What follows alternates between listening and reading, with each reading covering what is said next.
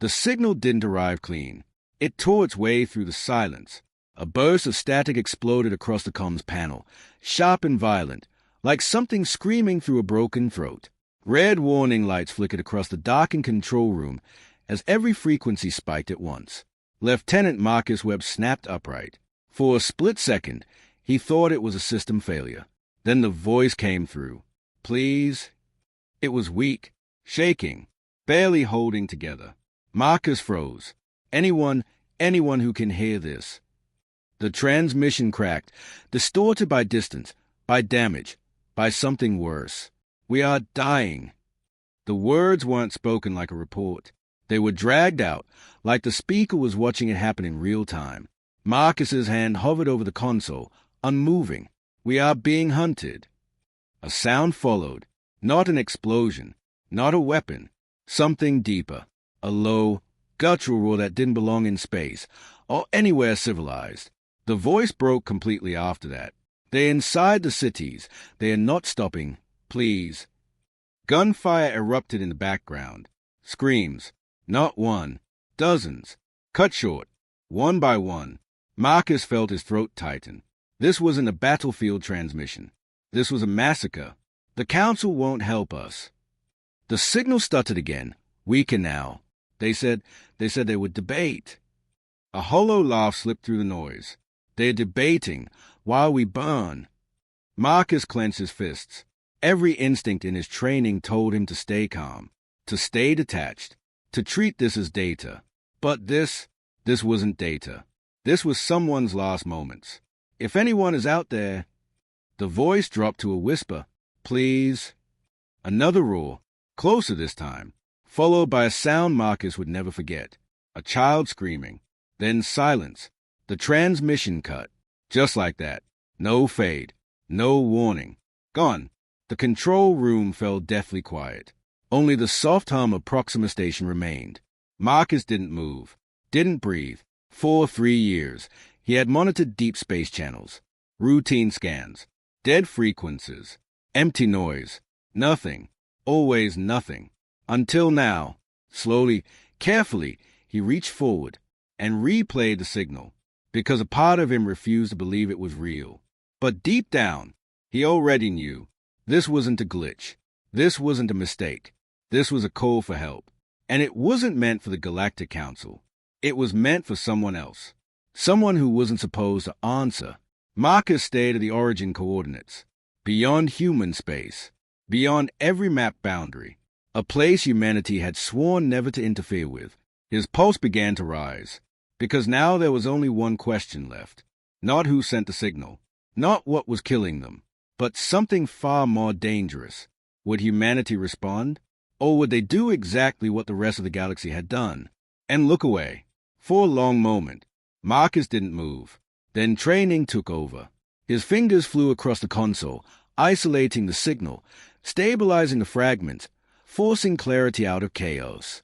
Data streams unfolded across the screen. Wave patterns, distortion curves, translation layers. And then, the origin point locked. Marcus felt his stomach drop. That's not possible. The coordinates pulse on the display, far beyond the outer boundaries of human-controlled space, far beyond trade routes, far beyond even the silent listening posts. It came from Council territory, a region humanity had never entered, not once, not officially, not even by accident, because 60 years ago, when humanity first reached the stars, they discovered something that changed everything. They were not alone. The first contact hadn't been a meeting. It had been a discovery. Fragments of data left behind in abandoned systems. Ancient probes. Encrypted transmissions. At first, scientists thought it was debris. Then they decoded it and realized it was a map, not of space, but of civilization. Thousands of species. Empires stretching across sectors. Trade networks older than human history. And at the center of it all, the Galactic Council, a governing body that didn't rule the galaxy, but decided who mattered in it. Humanity had watched from a distance, silent, careful, learning everything they could without being seen. Because the more they translated, the more they understood something deeply unsettling. The galaxy already knew about them.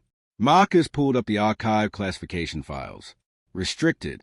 Level black. He hesitated for only a second, then opened them. Lines of alien text filled the screen, translated into harsh, clinical human language. Species designation, human. Origin world, Earth. Classification, level 12, Deathworld. Marcus swallowed. He had seen the term before, but never like this. Never with context. Earth, their home, described not as a cradle of life, but as an anomaly, a mistake, a world where life wasn't supposed to thrive. Gravity far exceeding galactic norms. Atmosphere saturated with oxygen, corrosive to most known species. Unstable climate systems. Violent weather patterns. Oceans filled with predators.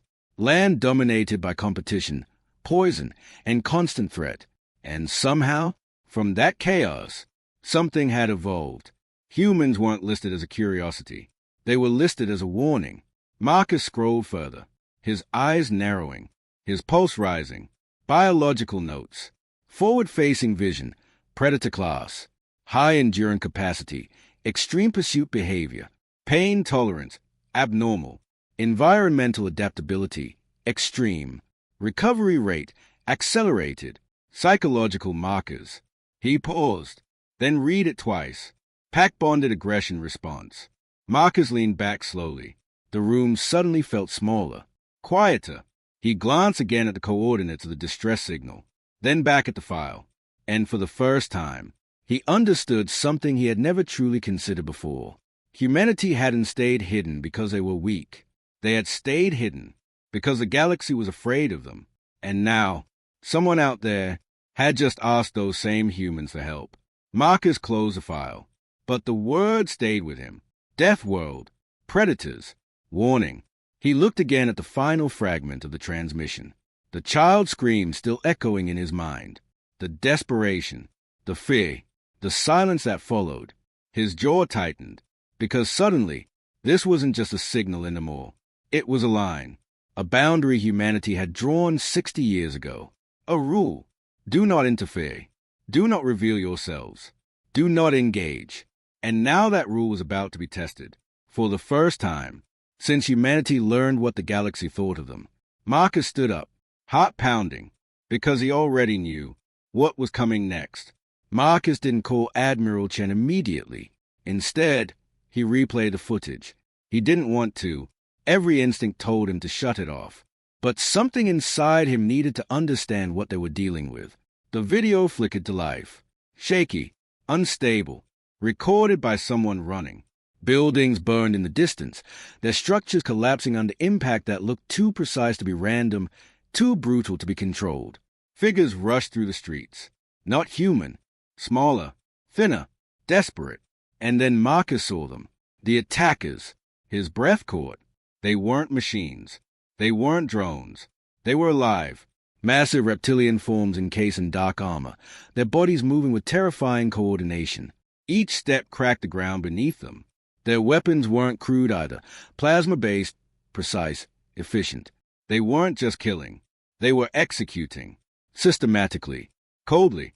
One of the creatures grabbed a fleeing civilian, lifted them effortlessly, and Marcus looked away for a split second. But the audio didn't let him escape. The scream cut through him. Sharp, short, final. He forced himself to look back, because he needed to know, needed to understand what kind of enemy could do this, and why no one was stopping them. The footage shifted again, now showing the sky. Ships, dozens of them, hovering like predators over a dying world.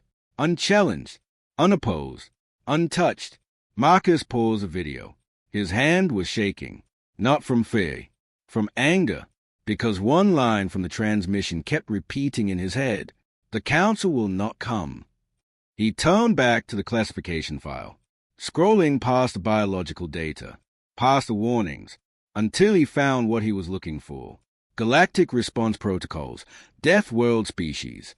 His eyes scanned the text, and with every word, his understanding deepened. Death world species were not just rare.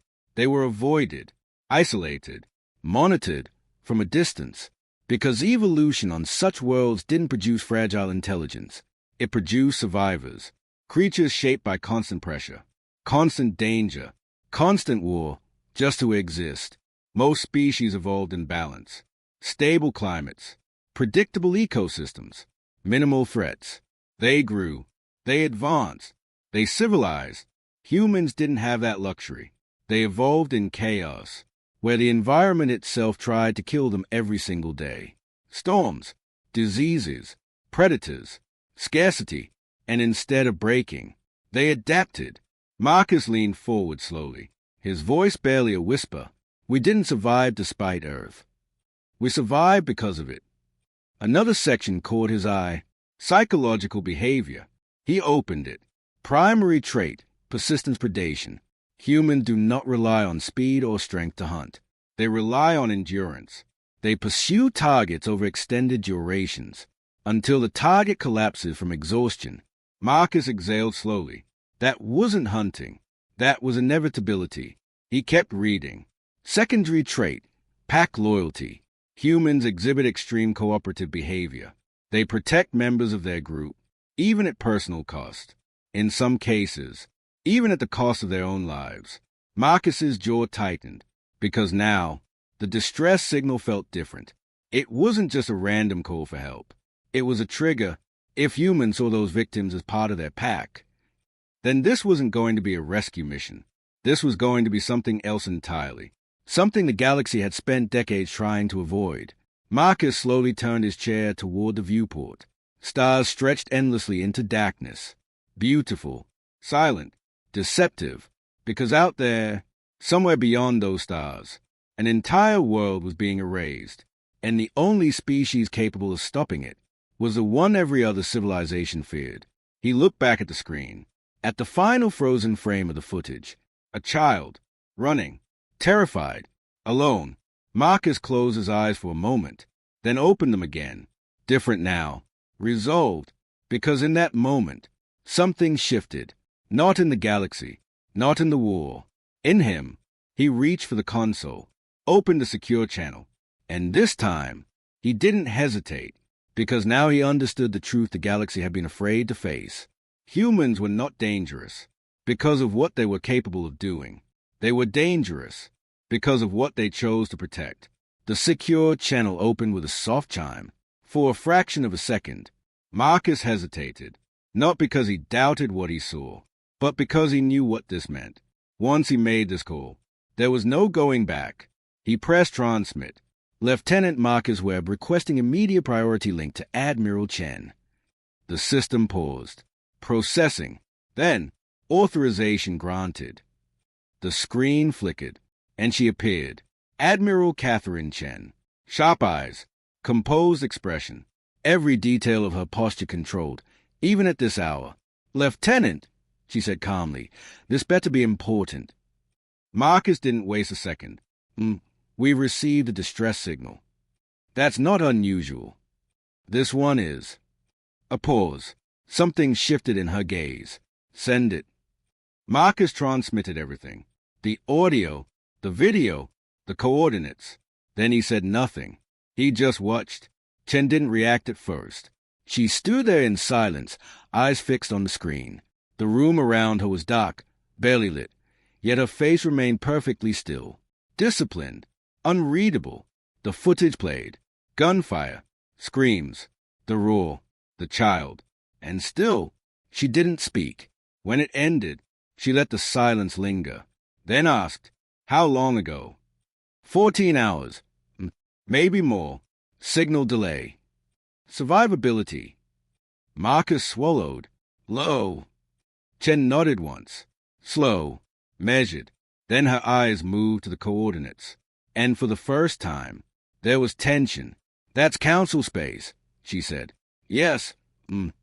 We have standing orders. I know. The words hung between them. Heavy. Unavoidable. For 60 years, humanity had followed one rule above all else. Stay hidden. Do not engage. Do not interfere. Do not give the galaxy a reason to fear you. Because if they did, the consequences wouldn't just be war. It would be extinction. Chen turned away from the screen, walking slowly across her quarters, thinking. calculating, weighing. Marcus didn't interrupt, didn't breathe, because this wasn't just a decision. This was a line, and she was about to cross it. They asked the council, she said finally. Yes. And the council refused. They said they would debate. Chen stopped walking, her back still turned. Debate, she repeated quietly. Marcus didn't respond. He didn't need to. They both understood what that meant. More deaths, more waiting, more silence. Then Chen spoke again, softer this time, but sharper. Play the last part again. Marcus did. Please. We are dying. Someone help us. The child's scream echoed once more. Then silence. Chen closed her eyes, just for a second, and when she opened them again, the hesitation was gone. Lieutenant. Yes. Wake the fleet. Marcus's heart skipped. She turned, now facing him fully, and there was no doubt left in her expression. No uncertainty. No hesitation. Wake every captain on Proxima Station. Her voice hardened. Tell them Protocol Shepard is active. Marcus felt the weight of those words hit him all at once. Protocol Shepard. Not defensive. Not observational. Intervention. Earth Command hasn't authorized. I am aware. Her tone cut clean through him, and I am choosing to proceed anyway. Silence filled the channel. But this time, it felt different, because now it wasn't uncertainty. It was inevitability. If Earth Command wants to court-martial me, Chen continued, they can do it after this is over. Her eyes locked onto his. Cold, focused, unbreakable. But right now... A pause. Someone out there is begging for help. Marcus felt something shift inside his chest, because this wasn't just an order. It was a statement, a decision about what humanity stood for. Chen took one step closer to the camera, and her final words landed like a hammer. We are not going to sit here and do nothing. The channel closed. Marcus sat there for a second, staring at the empty screen. Then he moved. Fast, precise. Alarms lit up across Proxima Station. Emergency channels activated. Priority signals blasted across every dock vessel. One message, sent to all. All captains report immediately. Protocol Shepard is active. And just like that, humanity broke its silence. Proxima Station came alive in seconds. What had been a quiet outpost on the edge of human space transformed into something else entirely. Something awake, something preparing. Warning lights ignited across every deck. Hangar doors groaned open. Dock clamps released with thunderous force. And across dozens of channels, one message repeated over and over. Protocol Shepard is active. Marcus stepped onto command deck just as the first ships powered up. Through the massive viewport, he watched them. 37 vessels.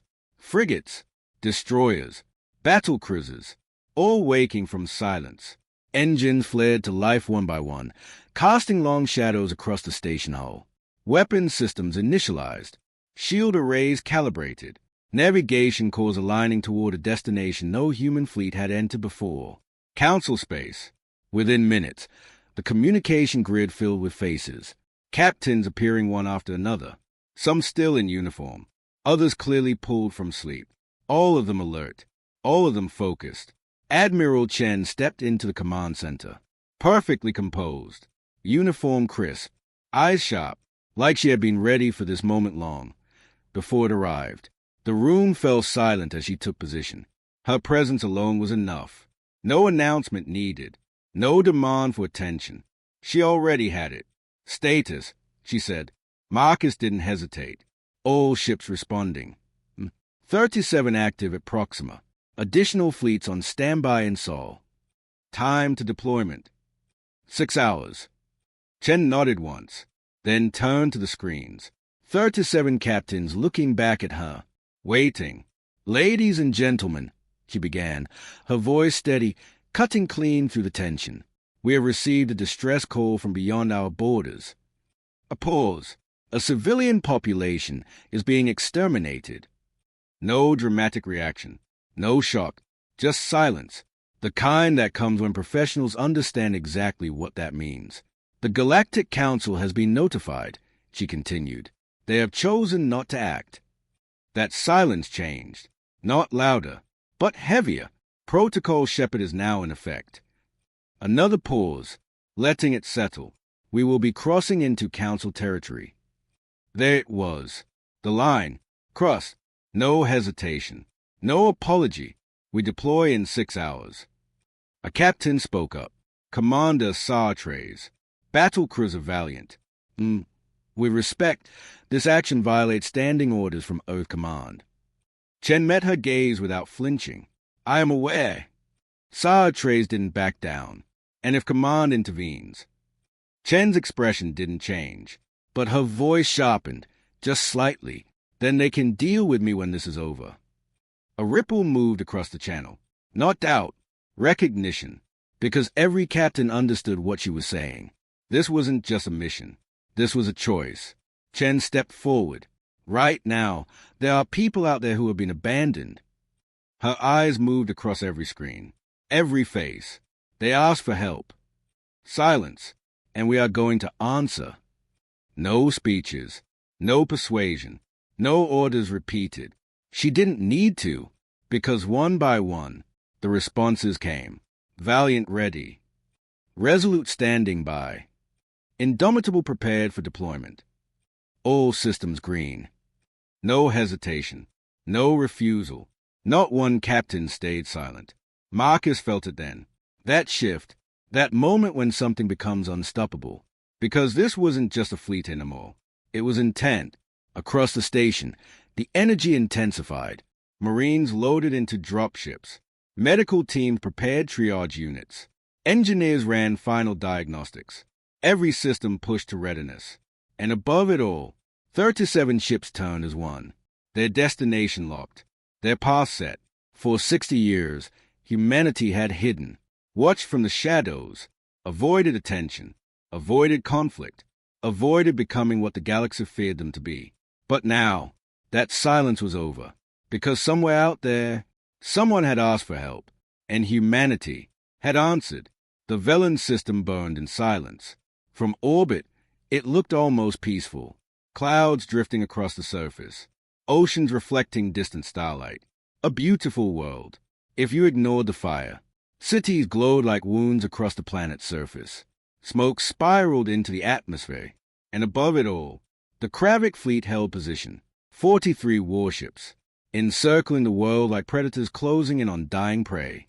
On the bridge of the flagship, Crusher of Worlds. Commander Zoth watched it unfold. Unmoved, unimpressed. Resistance levels, he asked. A subordinate glanced at the display. Minimal, Commander. Local defense forces neutralized within the first hour. Zoth gave a low, satisfied sound. They always think they can fight back. Another officer spoke. Civilian populations are attempting to flee underground. Some transmissions detected distress calls. Zoth didn't even look. Let them send them. A pause. Then, the Council has been notified of our claim. Commander, they have acknowledged the situation. Zoth finally turned slightly. And they are reviewing the matter. Zoth laughed. A deep, rumbling sound that echoed across the bridge. Of course they are. To him, that meant one thing. No interference. No consequences. No threat. Because this was how the galaxy worked. The strong took what they wanted. The weak waited for permission to die. Zoth stepped closer to the main display, watching as another section of the city collapsed under orbital fire. These creatures, he muttered, almost bored. They build, they grow, they believe they matter. His eyes narrowed slightly, and then they learn. A flash of light on the surface. Another structure gone. Another group erased. Commander, a voice interrupted. Long-range sensors are detecting incoming vessels. Zoth didn't react immediately. Council ships. Negative. That made him pause. Slowly, he turned. Unknown origin. Small signatures. 30, no, 70 vessels. Zoth stepped forward. Interest flickering for the first time. Display them. The screen shifted, and there they were. Small, compact, unfamiliar. Zoth studied them in silence. No identification codes. None, Commander. No council registry. Negative. A slight smile formed. Then they are nothing. Another officer hesitated. Their trajectory is direct, Commander. They are not avoiding us. Zoth's smile widened. They don't know where they are. A ripple of amusement moved across the bridge. 70 small ships against 43 Kravik warships. It wasn't a battle. It was a mistake. Open a channel, Zoth ordered. The communications officer complied. Moments later, a holographic image flickered into existence. And for the first time, Zoth saw a human. He blinked, just once. The creature looked soft. No natural armor. No claws. No visible weapons.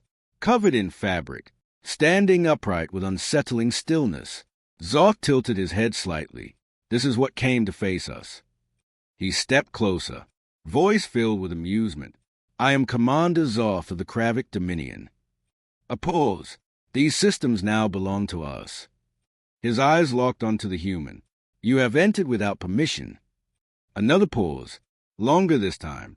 You will power down your ships. His voice dropped slightly. Cold, certain, and prepare to be destroyed. Silence. The human didn't react, didn't flinch, didn't even shift. Just watched him.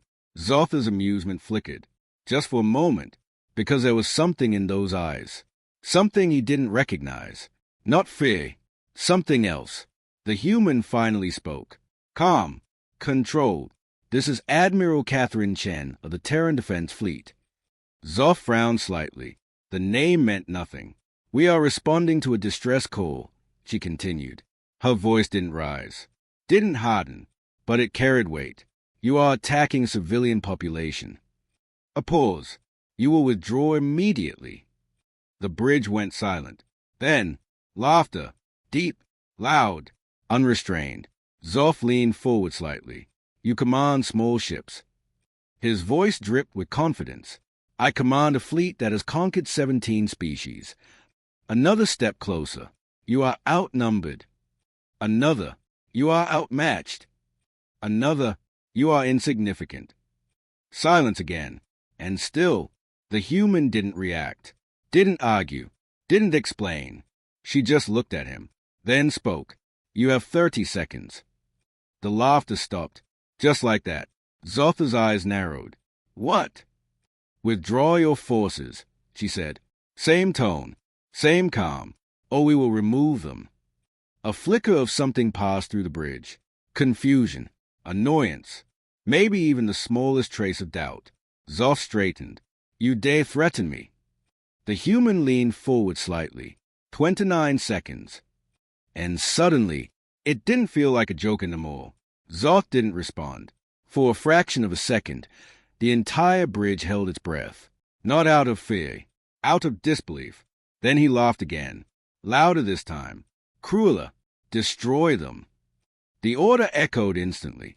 Across 43 warships, weapons powered, targeting systems locked, energy cannons charged with a rising hum that vibrated through the void. They will learn, Zoth muttered. On the human side, there was no panic, no rush, no hesitation. Admiral Chen didn't raise her voice, didn't change her posture. She simply spoke. All ships. A pause. Weapons free. And the stars themselves seemed to tear apart. The first volley didn't look impressive. No glowing beams. No massive explosions. Just streaks. Thin lines of light cutting through space at impossible speed. Zoth barely reacted.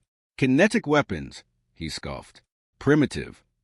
The first impact hit. A Kravik destroyer's shield flared, then vanished. The projectile didn't slow, didn't deflect, didn't care. It punched straight through the hull. One side, out the other. For a heartbeat, nothing happened. Then the ship exploded from the inside. Zoth's smile faded. What was that? Before anyone could answer, the second volley hit. 3 more ships. Shields collapsed instantly. Armor torn apart. Internal detonations ripping them open like paper. Commander, the tactical officer shouted. Those projectiles. Explain. They are not standard kinetic rounds. Hands flew across the console. Data stream spiked. They are traveling at .3 light speed. Silence. Even the hum of the bridge seemed to stop. That's not possible, Zoth said. It is happening. Another impact. Another ship gone. And then the humans moved. Not forward. Not backward. Every direction at once. Human ships broke formation instantly, splitting apart, accelerating, decelerating, turning at angles that made no sense. Zoth stared. No biological crew could survive that. But they did, because they were human. On the bridge of the Indomitable, Captain Morrison gripped his command chair. 7G tone, he ordered. The ship twisted violently. Gravity crushed down. System strained. But no one screamed. No one hesitated, because this was normal to them. Target locked. Fire. Rail guns thundered. Tungsten rods launched at relativistic speeds, each one carrying the force of a small nuclear strike. The Kravik cruiser ahead didn't stand a chance. Its shields collapsed instantly. Its hull ruptured. Explosions chained across its entire structure. Direct hit, the tactical officer reported. Next target, Morrison replied. Calm, focused, unshaken, back on Zotha's bridge. Chaos spread. They are too fast. Shields are failing. Multiple hull breaches. Return fire. Zoth roared. Energy weapons unleashed. Blinding beams cutting across space. But the humans weren't there anymore. They moved like predators. Darting. Circling. Closing in. Using wreckage as cover. Using debris as shields. Using chaos as a weapon. And when they were hit, they didn't fall back. They pushed forward. One human frigate took a direct blast. Its shields collapsed. Its engines failed. Zoth saw it. There! Finish it. But the ship didn't retreat. It turned, directly toward a Kravik battleship, and accelerated. No, Zoth whispered. Too late. The two ships collided. A blinding explosion tore through space. Both vessels gone. Silence followed. For just a moment. They're insane, someone whispered. No, they weren't insane. They were fighting for something, and that made them unstoppable. The battle shifted. Fast, brutal, unrelenting. Human ships pressed the attack. Again, and again, and again. No hesitation, no fear, no retreat, only forward. Zoth watched his fleet fall apart, one ship after another, destroyed, disabled, overwhelmed. This is impossible. But deep down, he already knew the truth. This wasn't a battle. It was a hunt. And for the first time, he wasn't the predator. The battle didn't end all at once. It faded. Slowly, the last Kravik ship drifted in silence, weapons offline, hull torn open, surrounded. No escape, no fight left. Commander, a voice whispered on Zotha's bridge. We've lost. Zoth didn't respond. He couldn't, because for the first time in his life, he didn't understand what had just happened. His ships were stronger, his weapons more advanced, his numbers superior, and yet they were gone, because the enemy hadn't fought like soldiers. They had fought like something else, something that refused to stop. The final transmission went out. We surrender. And just like that, it was over. In orbit, the human fleet slowed, engines cooling, weapons lowering. Silence returned to space. But this silence was different. This one meant survival. Admiral Chen stood on the bridge, eyes fixed on the planet below. Status, she said quietly. Enemy fleet neutralized, came the reply. 14 ships lost, multiple heavily damaged. A pause. Chen closed her eyes for a brief second. 14 ships. Thousands of lives. The cost was real, but so was the result. Prepare dropships, she said, her voice steady again. We're not done. Moments later, the sky above Velen changed. Streaks of light cut through the clouds. Not weapons. Rescue. On the surface. Sierra didn't move. She stood in the ruins of what used to be her city. Ash drifting through the air. Buildings reduced to shadows. Silence replacing screams. She had stopped hoping hours ago, because no one had come. Not the council, not the fleets, not anyone, until a crackle.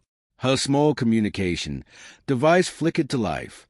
She stared at it, hands shaking. Then, a voice, clear, calm, different. Velen colony. She froze. This is a Terran defense fleet. Her breath caught. We received your distress call. Tears filled her eyes instantly. We are here. The words hit her harder than anything else. Not orders, not commands. A promise. Hold on a little longer. She dropped to her knees. Help has arrived. For the first time in days, she cried, not from fear, from relief. Above her, the first dropship broke through the clouds. Then another, and another, dozens of them descending like falling stars. The ground trembled as one landed nearby. Dust rising, engines roaring. The ramp lowered slowly. Figures emerged, tall, armored, unknown, human. Sierra took a step back instinctively. They looked powerful, dangerous, nothing like her people. One of them stepped forward. A woman. She removed her helmet. Her face was calm, her expression soft. She raised her hands. Empty. We're here to help, she said. Not shouted, not forced, just offered. Behind her, more humans moved, unloading supplies, medical kits, food, water, not weapons. Sierra blinked, trying to process what she was seeing. You, she whispered. You came. The human nodded. Yes. A pause. Sierra's voice trembled. Why? Because that was a question. Why would something so powerful come for something so small? The human stepped closer, then did something unexpected. She knelt, lowering herself to Sierra's level, and answered, You asked for help. A small pause. That's enough. Sierra broke. All the fear, all the pain, all the loss. It came out at once, and the human didn't step back, didn't hesitate. She reached forward and held her. Around them, more survivors emerged, slowly, carefully, watching, waiting, then approaching, because for the first time, they weren't afraid, because the monsters had come to save them.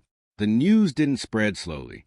It exploded, from relay to relay, from system to system, from one edge of known space to the other. One message repeated. The Kravik fleet, destroyed. At first, no one believed it. 43 warships, gone, not by a rival empire, not by a council coalition, by a species no one had taken seriously. Humans, inside the Galactic Council chamber. Chaos unfolded, voices clashed, arguments erupted, holographic displays flickered with incoming reports. They violated council space. They destroyed an entire fleet. They interfered without authorization. And they saved a species from extinction. That last voice cut through the noise.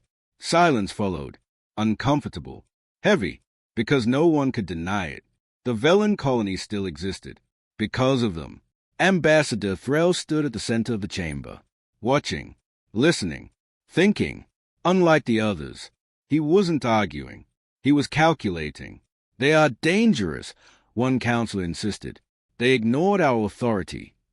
They exposed themselves, another added. Who knows what they'll do next? Pharrell finally spoke. They answered a distress call. All eyes turned to him. They crossed half the galaxy, engaged a superior force, and suffered heavy losses. A pause. To save lives that were not their own. Silence again, because that didn't fit. It didn't match any known doctrine, any known behavior, any known logic. Powerful species didn't act like that. They conquered. They expanded. They dominated. They didn't sacrifice themselves for strangers. Then what are they? One counselor whispered. Threll didn't answer immediately. Instead, he pulled up the data. Human ship designs. Compact, heavily armored, built for stress no other species could survive. Battle recordings. Erratic movement patterns. Unpredictable tactics. Extreme acceleration, casualty reports, high losses, zero retreat. Then, the final piece. Surface footage. Humans descending onto the planet. Not to conquer, to help. Threll watched as a human soldier knelt in front of a frightened Velen survivor. Watched as she lowered her weapon. Watched as she reached out, not to harm, but to comfort. And in that moment, something became clear. They are not like us, Threll said quietly. The chamber stilled. They are not driven by expansion. Another pause. They are not restrained by fear. He looked up, meeting the gaze of every council member. They are driven by something else. A longer pause this time. Protection. The word echoed. Unfamiliar, uncomfortable, because in a galaxy built on power, that wasn't how things worked. Then they are unstable, one counselor snapped. Unpredictable. That makes them dangerous. Threll nodded slightly. Yes. Then added, but it also makes them something we have never had before. A pause. An ally that does not abandon the weak. The chamber fell silent, because now the question had changed. Not what are humans, but what happens if they choose a side? And far beyond the council chambers, that question was already being answered. Messages began to arrive. Small civilizations, hidden colonies, forgotten species, all sending the same request. Can you protect us? Because the galaxy had seen something it had never seen before. Not just power, but power. Used differently, not to conquer, but to defend.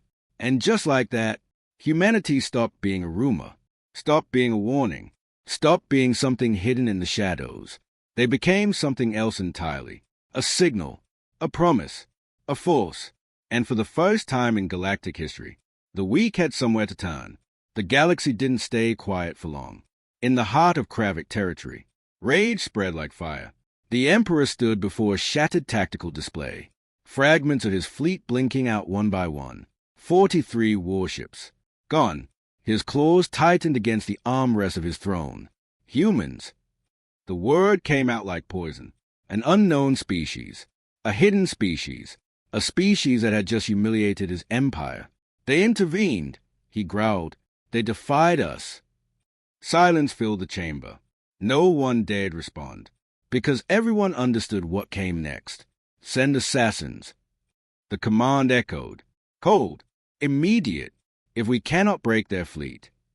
A pause. We will break their home.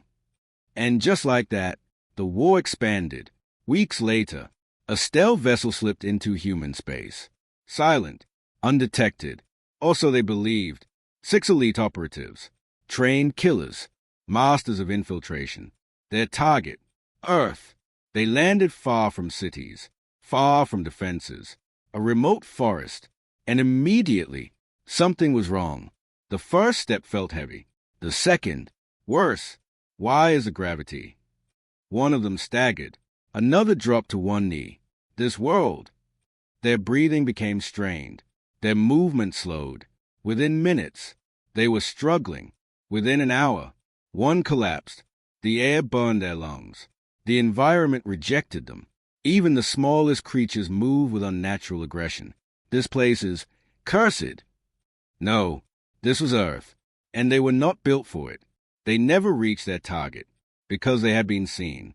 From the moment they entered the system, tracked, watched, measured, human soldiers surrounded them before they even understood what was happening. The fight lasted seconds, not because the humans were stronger, but because this world was theirs. The assassins were captured, alive, and then they were released with a message. Tell your emperor, the human officer said calmly, if he comes here. A pause. We won't stop at his fleet. The words followed them back across space, and when the emperor heard them, he didn't hesitate. Mobilize everything. No restraint, no caution, no strategy, just war. Hundreds of ships, thousands of soldiers, an armada large enough to erase entire systems. They entered human space expecting fear, expecting weakness, expecting an easy victory. Instead, they found something else. Humanity, not scattered, not hiding, united. Every fleet, every colony, every ship, standing together. At the center of it all, Earth. And this time, Humanity didn't wait. Admiral Chen's voice echoed across every channel. You made 2 mistakes. A pause. You attacked the innocent. Another. And then you came to our home. Silence followed. Heavy. Final. Now you learn. And the battle began. It wasn't clean. It wasn't organized. It wasn't predictable. It was brutal. Human ships didn't fight for victory. They fought to survive, to protect, to endure, and that made them unstoppable. For every ship that fell, another took its place. For every advance, they pushed harder. For every loss, they became more dangerous. Because this wasn't just a war. This was instinct. This was what they had been built for. And slowly, inevitably, the Kravik Armada broke. Ships turned to flee. Cut down. Surrounded. Destroyed. At the center of it all, the Emperor watched. Powerless. For the first time. Afraid. Because now he understood. This wasn't just a species. This was a force of nature. And he had brought the war to their world. The final blow came without warning. A human battle cruiser. Damaged. Burning. Didn't retreat. It accelerated. Straight toward the Emperor's flagship. And collided. The explosion lit the sky. Visible from Earth itself. And with it, the Kravik Dominion ended. Silence followed. The war was over. But everything had changed. Because now the galaxy knew the truth. Humans were not just survivors. They were not just warriors. They were not just Deathworlders. They were protectors. And if you threatened the weak, they would come. No matter the cost. No matter the enemy. No matter the consequences. And they would not stop until the threat was gone.